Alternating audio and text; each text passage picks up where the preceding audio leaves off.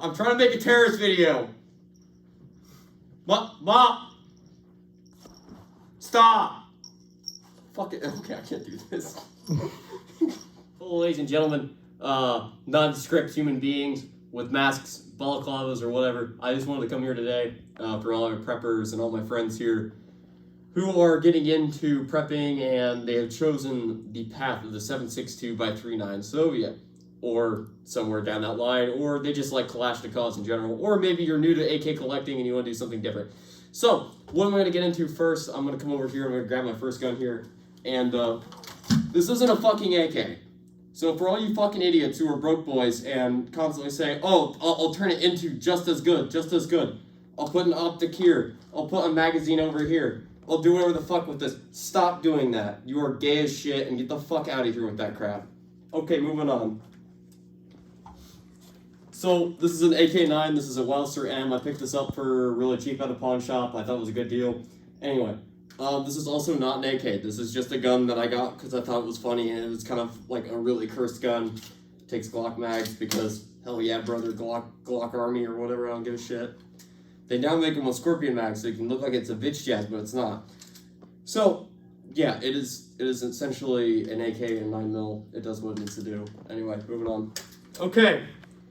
Now for the real meat and potatoes of the video, the four we have in front of me here, the main sort of thing we're going to get into. So right off the bat, we have the Century Arms BFT 47, or their Visco line. It's the exact same thing. First off, they give you a nice safety here with the bolt hold open cut and the extended release here. Easy open, easy off. It takes any, steel magazines, Yugoslav mags, they'll take them. They work fine, they work great. The sight is graduated out to 800 yards. I fucked that up, didn't I? So it's graduated out to 800 yards. So all you have to do is grab this, pinch, pull, simple as fuck. You can figure this out, guys. You're all big chimps. We're all big chimps here. We can do this. Okay, on the other side here, without flagging my cameraman, we do have a sight rail here. This is an AK standard sight rail, so you can put whatever thing. You put the AK Master mount. If you go to Amazon and you're looking for like a Russian specific optic, they make the Dragunov AK mounts, which work just fine. I don't use them personally because I'm going to put optics on the gun. I'm going to put solid American glass on it. I'm not going to fuck around, put Soviet shit on it. I mean, they're cool to collect, but if that's your thing, that's your thing. The triggers on these are not the greatest. They're literally just bottom of the barrel fucking AK triggers. I mean, you pull back, small wall, lots of slots, break. The reset, very audible, and it's all the way to the front. Okay, now that being said, moving on. So this is a modern art masterpiece I put together when I was stupid fucking young, and this is my bane of my existence because it literally did nothing I wanted it to. Where do I even get fucking started on this? So first off, I picked this up when I was really young. I probably picked it up when I was 16. I got it from ClassicFirearms.com. It was a random Polish AK. I mean, it's a good AK, but I put a bunch of dumb stuff on it. I put the Zukov stock on it. It already came with this weird fucking grip on it. I put the flash hider on it. I put the flashlight, UTG rail, all this stupid crap on it. And I thought it was cool. I thought it was really cool. I thought it was the shit. And I took it to the gun range. I got made fun of by everybody I ever knew. And I had small dick energy for like 15 weeks. It was terrible. Please, to the love of God, don't do what I just did. So, starting from tip to button, I guess in Grand Thumb fashion here. We have a aftermarket flash hider that costs $20. We have a UTG rail that costs $70. A tack light, probably $30 at fucking Tractor Supply. They actually have good tack lights. These things are actually pretty robust. I'll be trying to make something on that later, but we'll get into that later. Regular bipod that doesn't do what you want it to do, and a grip that doesn't do what you want it to. But it was cheap. It was $5 at a farm and barn in a miscellaneous parts bin. AK is a knockoff Bakelite, so it's not real. It's not real Bakelite, it's just plastic. Don't get your shit into a Willys or whatever. I don't know. Basic bitch safety. Literally, that's all it is. And then I have a Griffin Armaments switch hitter sling on this. So my lessons learned from this are very easy, very simple. If you suck at zeroing an AK, put a dot on your AK or put a scope on it. AKs are terrible to zero unless you know what you're doing, or you have somebody who's done it for years, or unless you just rough it in. Otherwise, don't do it. It's ass. It's terrible. It sucks. So just believe me. Just learn from my mistakes, people. Just do that, please. If you can do that for me, that'd be awesome. All right, anyway, moving on. So I put the Bushnell red dot on it because it was like, I think it was like $100. Tossed it on there, zeroed it. It works fine. It does its job. I enjoy it immensely. It's about as good as it gets, I think. So yeah, always look for, I shouldn't have drank that C4 before I did this. This is a bad idea. I'm a walking volcano right now, and I really got to piss myself. Why are you all staring at me? Stop. All right, anyway. So the AK mount is not here. So there's no rail to mount like a PSO or any Dragunov or any AK master mount. You can, however, pop the trigger pins out, put the AK master mount system on there. I haven't done that because I decided I'm not going to put any more money on this gun. I'm not going to sink any more fucking money into this. It's been a pit. I'm done. I've done all I can to make this thing zeroable and functional, and I'm just kind of done with it. So we're going to do that. Set this here. So the next thing I'm probably learned more lessons off of, I went down the Zastava rabbit hole, and I'm probably going to stick with Zastava for the rest of my life. These guns are probably the most bomb-proof AKs you could ever buy. Sure, they're very expensive. They're very, they're very hardy to get. I mean, you see them at gun stores, and you're like, man, that's a really heavy price tag. The price is the only killer. After that, these guns are pretty much zeroed out of the box. They work just fine. They're fucking great. I can't argue for that any further. They rack really good. The bolt is not powder coated or treated, so I would put some sort of preservative on that, or that clean it after every range session, especially if you take it out in like certain inclement weather or stuff like that. Really treat your gun nice with this. That or swap out the bolts. They do make aftermarket bolt carrier groups that are actually treated for that. That or again, you do the supplement training, whatever bullshit. So I put on here a Larry Vickers Blue Force Gear Sling. I always use these. I just really like them. They're easy to adjust. I mean, you pop it on, it works great. It sits comfortably. I'm rocking the Sightmark Wolverine because that whole series is literally just driven towards AKs and rifles like that in general. The Zukov stock already came furnished on there, and why I like it is because a lot of people miss what AKs are now being driven for. They're being driven towards mechanized warfare. What do we see Russia doing in Ukraine? They're sticking towards their tanks. They're waiting for the tanks to demolish the city, and then the infantry go in on BTRs and APCs. They dump them out, and all the troops come out like this. Stock comes open, safety comes off, and it's game time. It's literally easy setup. That's all you gotta do. So, these mags, AK mags, are very cheap. Well, not anymore, due to like the Russian ammo ban. Everybody's freaked out. They bought all the mags they can. They bought all the ammo they can, which is fine. So my steel mag, I have my rig right here. This thing is a chunk. I could beat somebody over the fucking head with this and use it as a club, but we're not going to because that's a crime, and daddy government doesn't want me to do that yet. Anyway, bad joke. Anyway.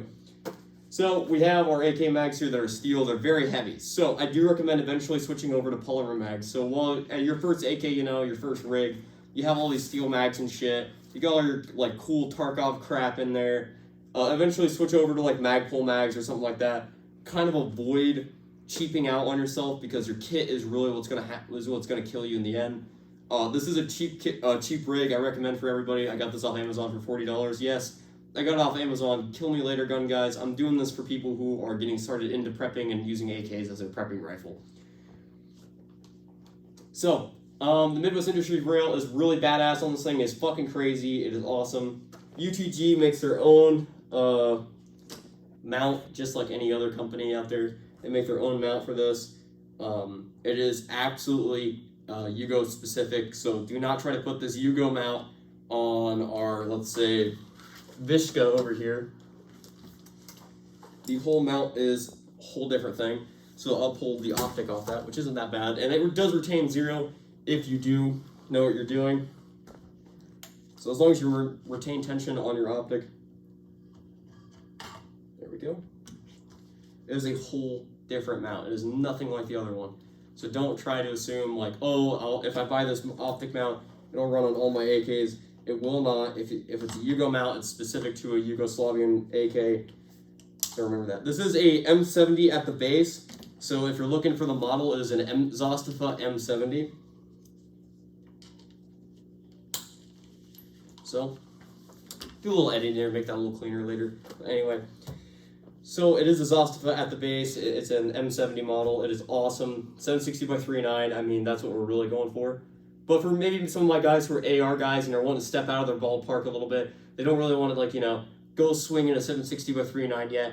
So there's a couple options. A, you can get an AR-15 760 by 3.9 gun and look like a fucking retard at the range carrying big-ass steel mags that don't fit in any carrier or whatever. Or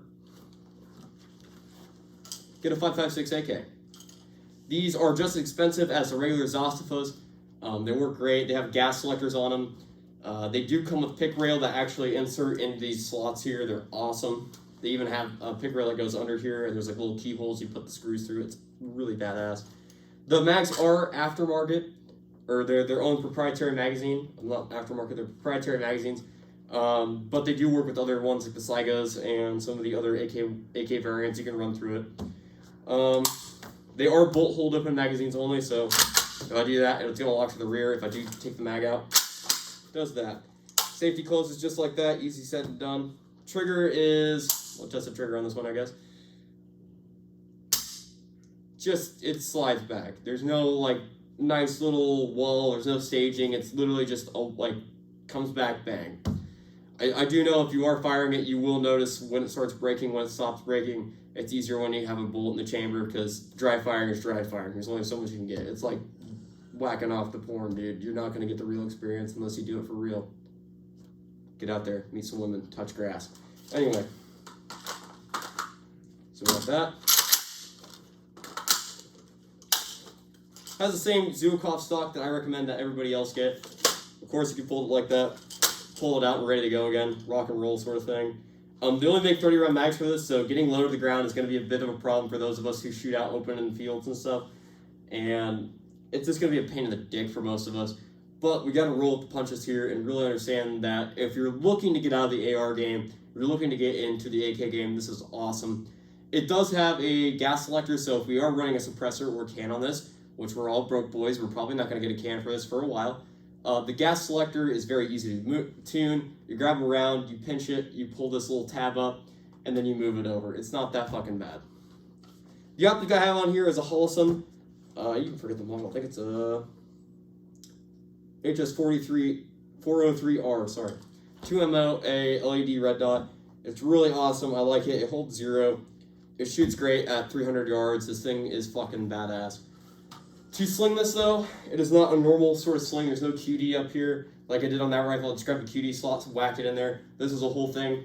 I had to grab a Blue Force Gear adapter for this, put that in there, and then grab a pull tab. As always, we grab our little Blue Force Gear. That's what you'll find 90% of my guns run on slings are Blue Force Gear. And then I'll have some off-brand Mat 1s, Magpul stuff, Griffin Armaments slings.